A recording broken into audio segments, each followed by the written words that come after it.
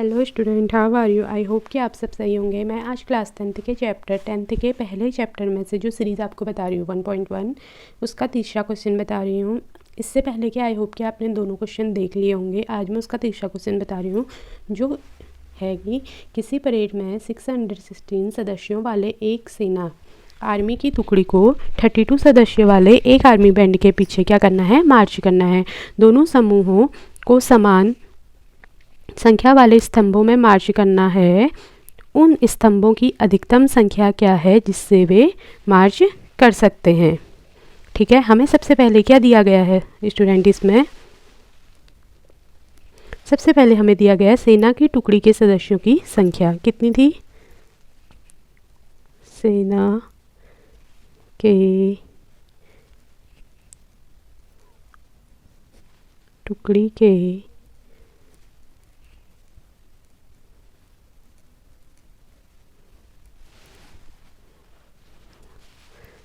सदस्यों की संख्या,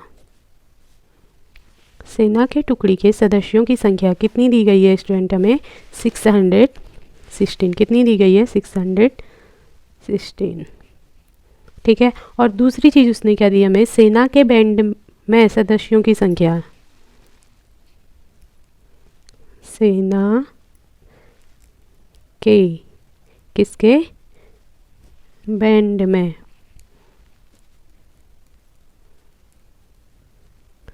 सदस्यों की संख्या कितनी दी हुई है उसने, 32। इतना समझ में आया। सेना के टुकड़ी के सदस्यों की संख्या कितनी है, 616, और सेना के बैंड में सदस्यों की संख्या कितनी है, 32। ठीक है, तो अब हमें क्या करना है, स्तंभों की अधिकतम संख्या निकालनी है ना। इसलिए स्तंभों की अधिकतम संख्या कैसे निकालेंगे, HCF किस किस का, 616 और 32 का। ठीक है, इतना समझ में आया। हमें जो जो चीज़ें दी हुई थी वो लिख लिया है, और जो निकालना है हमने वो भी लिख लिया है। तो अब इसे हम सॉल्व कैसे करेंगे, यूक्लिड विभाजन एल्गोरिथम से, क्योंकि वही एक्सरसाइज चल रही है ना। यूक्लिड विभाजन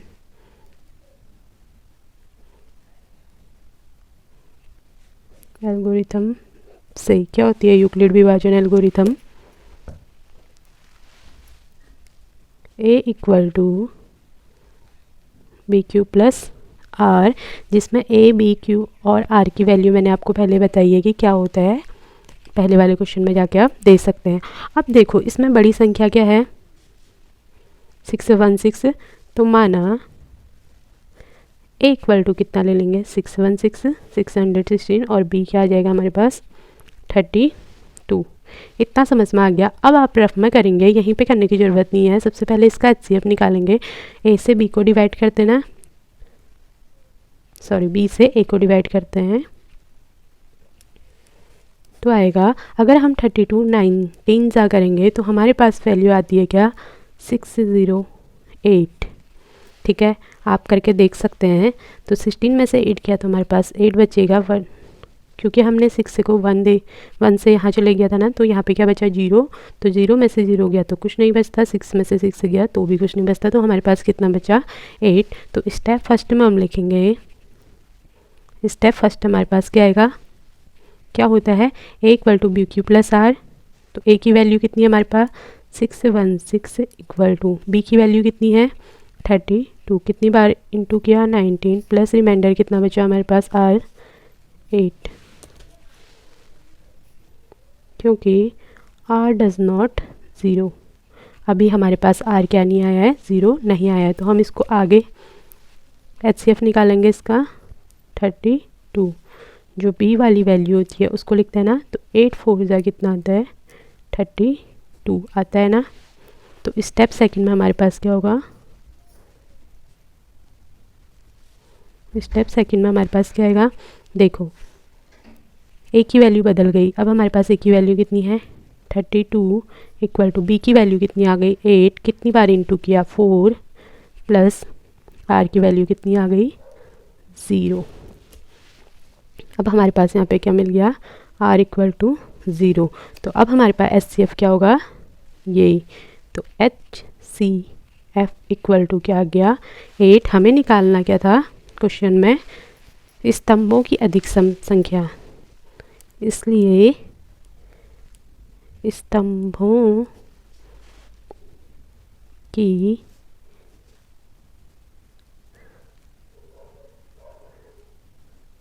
अधिकतम संख्या किस किस का 616 और किसका था 32 का था ना, तो कितना आ जाएगा 8। आई होप कि आपको ये क्वेश्चन समझ में आए हो। और इससे के पहले के 2 क्वेश्चन मैंने आपको पहली वीडियो में बताए हैं, जिनको मैं डिस्क्रिप्शन में डाल दूँगी। अगर आपने वो क्वेश्चन नहीं देखे हैं तो आप डिस्क्रिप्शन में जाके उनको देख सकते हैं। आई होप कि आपको ये क्वेश्चन समझ में आया हो। इसमें हमें कुछ नहीं करना था, सबसे पहले लिखना था सेना के टुकड़ों की सदस्यों की संख्या हमें दी गई थी और बैंड में सदस्यों की संख्या भी हमें दी गई थी। स्तंभों की अधिकतम संख्या निकालनी थी, जो कि एच सी एफ क्या था हमारे पास 1616 और 32। फिर हमने यूक्लिड विभाजन एल्गोरिथम का प्रयोग किया, जो होता है A equal to B Q plus R. H C F निकाल के हमने स्टेप 1 और स्टेप 2 लिख लेना है, और जिससे कि हमें क्या मिल जाएगी स्तंभों की अधिकतम संख्या, जो कि क्या है 8।